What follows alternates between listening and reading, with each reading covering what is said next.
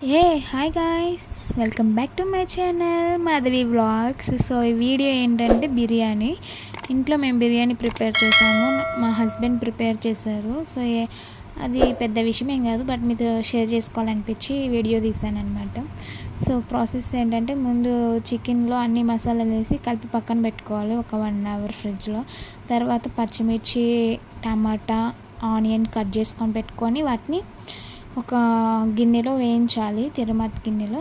So తర్వాత ఒక గిన్నెలో అప్పటికి ఒక గిన్నెలో చికెన్ తీసేసుకొని 1 hour అయిపోయిన తర్వాత చికెన్ని 70% ఉడికించి పక్కన పెట్టుకోవాలి. తర్వాత ఒక గిన్నె తీసుకొని అందులో వాటర్ పోసుకొని అందులో బిర్యానీ దినుసులు అన్నీ వేసి, ఆయిల్ వేసి, పచ్చిమిర్చి లైట్గా వేసి, అవి కొంచెం బాగా మరిగాక బాస్మతి రైస్ని వాటిలో వేసాము.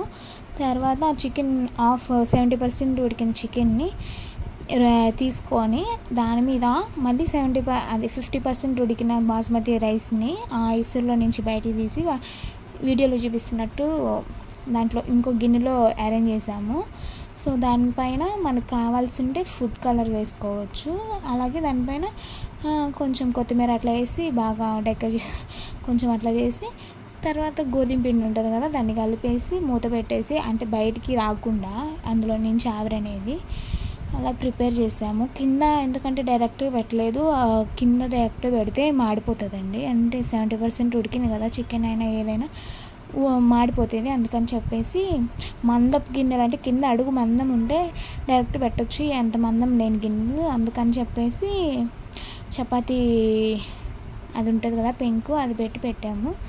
సో ఫైనల్గా బిర్యానీ రెడీ అయింది. చాలా బాగా వచ్చింది, చాలా బాగా చేశాడు మా హస్బెండ్. ఎందుకంటే నేను ఫస్ట్ టైం పెళ్ళయ్యాక మా హస్బెండ్ చేసిన బిర్యానీ తినడం, అది చాలా బాగా వచ్చింది.